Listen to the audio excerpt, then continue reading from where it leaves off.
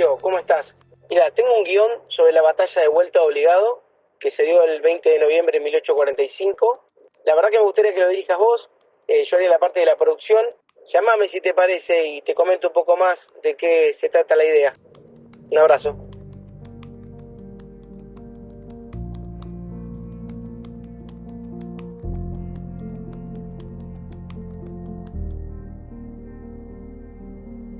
Hola Miel, ¿cómo estás? Che, buenísima la idea, ¿eh? Me encanta el tema. Además sabes que me gusta mucho la historia argentina. Aunque para serte sincero de esta puntualmente sé poco y nada. Pero dale, ya me pongo a investigar. Pero sí, dale, vamos para adelante. Che, gracias por la confianza y nos mantenemos al habla. Un abrazo, chao. Claro, exactamente. Me parece que es un tema del cual la gente no tiene idea. Y sobre todo en los colegios me parece que es un tema que no se enseña tampoco. Entonces me parece que estaría buenísimo que lo investiguemos sobre este ocultamiento, porque es como que está tapado. Es un tema tabú del cual no se habla. El combate de la Vuelta Obligado es una de las mayores epopeyas militares de la Argentina. Una gesta victoriosa en defensa de la soberanía, que puso a prueba exitosamente el coraje y el patriotismo de argentinas y de argentinos. Corría el año 1845 y las dos más grandes potencias económicas, políticas y bélicas de la época, Inglaterra y Francia, se unieron para atacar a la Argentina, entonces organizada como una confederación de provincias que había delegado las relaciones exteriores en el mando del gobernador de Buenos Aires, Juan Manuel de Rosas. Detrás de pretextos se escondían intereses económicos, que eran los que realmente motivaban el ataque. Un aspecto fundamental de la Vuelta Obligado es que Rosas le dice a Mansilla, esta es una operación comercial. O sea, no sé si les vamos a ganar o no, pero lo que hay que hacer es arruinarles el negocio.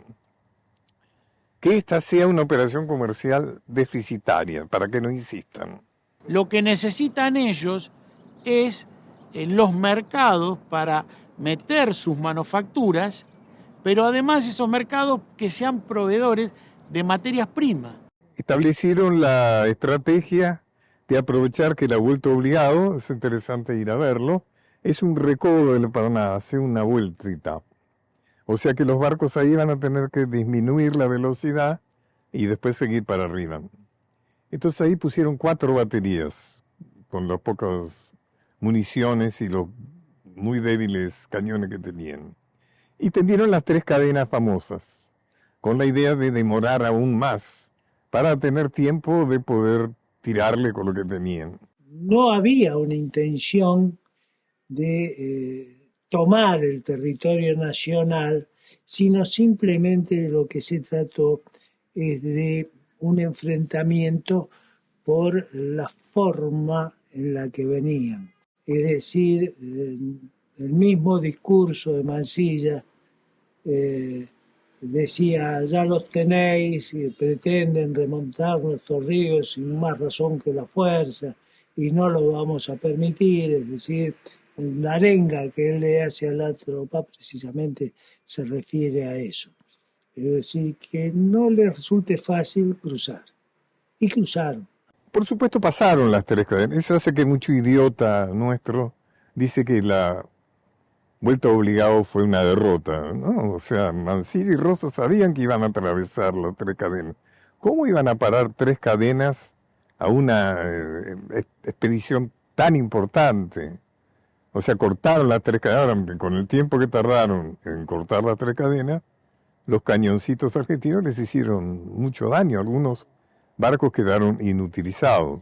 El escuadrón siguió Paraná al norte, llegó hasta Corrientes, llegó hasta Asunción, pasaron 6 meses antes de que pudieran retornar, cargarse, bajar sus mercaderías y volver a cargar productos de la región, principalmente cuero, y bajaron y hasta el 2 de junio de 1846 se produjo el combate de Angostura del Quebracho.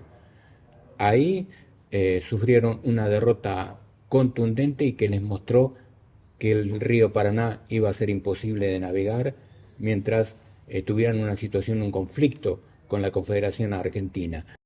Termina, como sabemos, con la aceptación de las bases Hood, que fue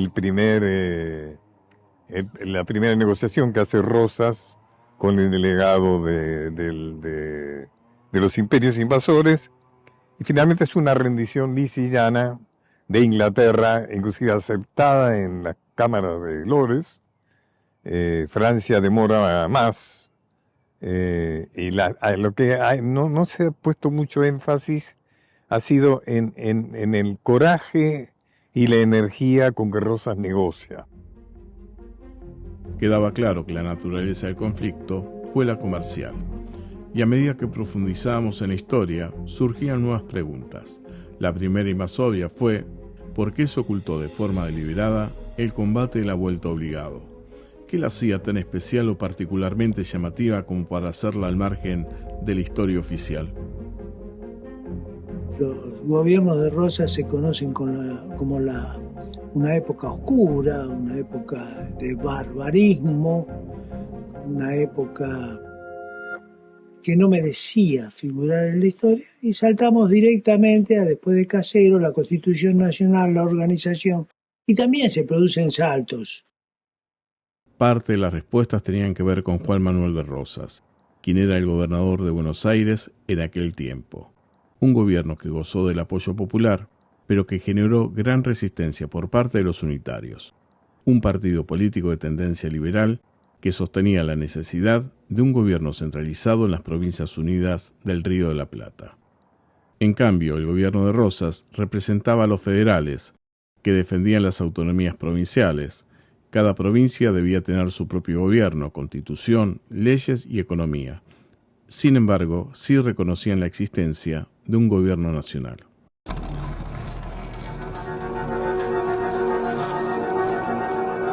Pero la historia oficial la escribieron los vencedores de la Guerra Civil Argentina, los unitarios, que estaban al poder con Bartolomé Mitre a la cabeza, y fue el primero en escribir la historia argentina en el sentido de convertirla en un relato a las nuevas generaciones, en el que abundan las simplificaciones exageradas, buenos muy buenos y malos llenos de maldad, ausencia de matices y de análisis de circunstancias, y por sobre todo, esos elementos ya de por sí perniciosos, la permanente ideologización en los objetivos.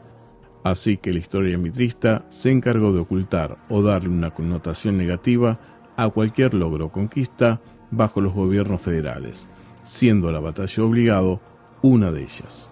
¿Por qué el enfrentamiento con Rosas? Simple, porque Rosas en 1835 va a poner en práctica una ley de aduanas. Esa ley de aduanas es fundamental para detener el ingreso de las manufacturas que van a entrar al Río de la Plata y que van a devastar las economías regionales.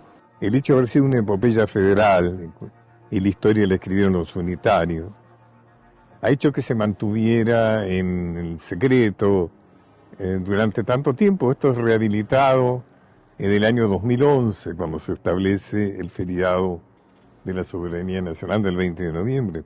Pero esto sucede en 1845, imagínate todos los años que tuvieron que pasar. Lo segundo que quisimos averiguar fue cuánta presencia tiene el tema en nuestros textos y aulas de estudio. Y si se enseña o no, y si se enseña, ¿cuál es su énfasis? Nunca escuché hablar en la escuela de la batalla de vuelta de obligado. Esto yo no quiero hacer una crítica, digamos, al maestro, ¿sí? Porque en realidad el maestro es una persona que se forma en institutos de formación de docentes y que ellos habían sido formados en la historia liberal, en la historia oficial, mitrista, que tuvo como objetivo fundamental silenciar la tarea del gobernador de la provincia de Buenos Aires. Estamos hablando, ¿no?, de don Juan Manuel de Rosas. Y en cierto aspecto, yo hasta cuando voy a las escuelas a dar una charla, le digo, vea, ustedes escuchen lo que yo les voy a decir, pero escuchen también lo que le dice el maestro.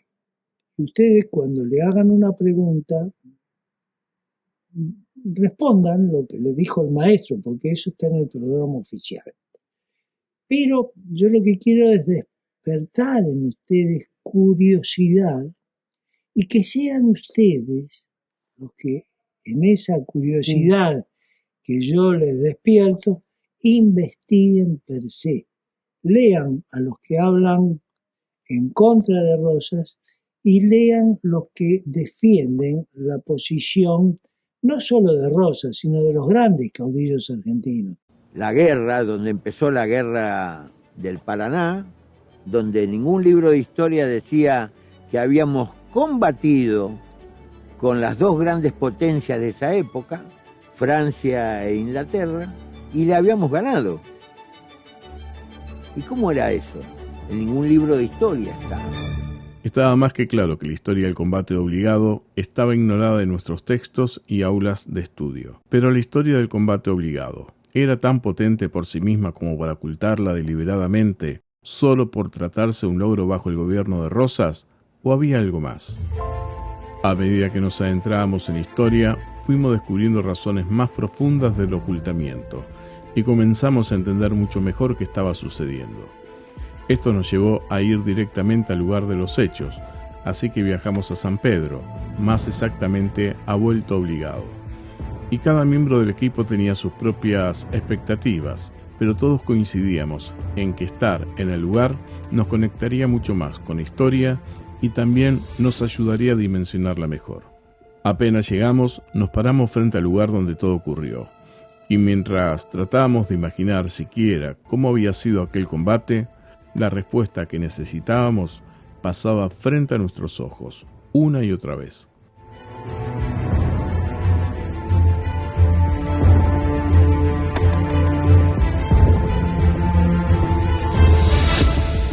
Argentina perdió su río Paraná.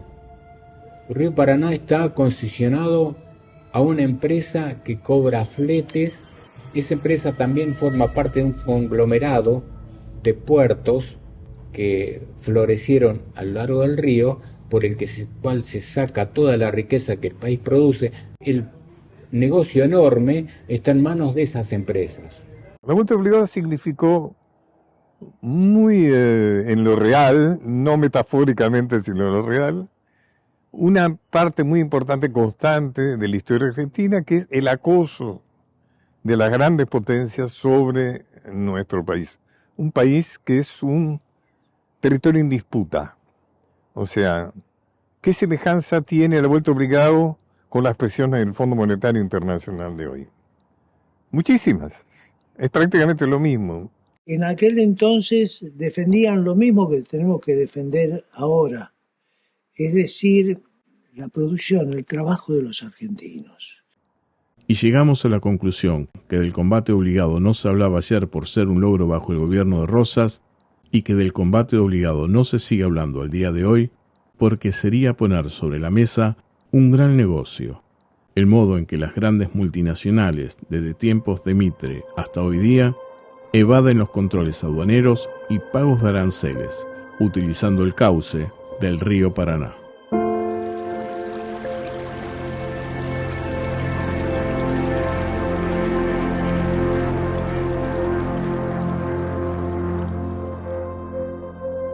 Lo importante de la historia es saber qué errores se cometieron como sociedad. Dicen que el hombre es el único animal que se lleva 2 veces por delante la misma piedra, pero si un hombre se pega un martillazo en un dedo, sabe que duele, que se lastima, y trata la próxima vez de no pegarse otro martillazo. Aprende individualmente. Ahora, ¿cómo aprende la sociedad? De los errores cometidos por la sociedad. Eso se aprende a través de la historia, que es la experiencia del pueblo como comunidad.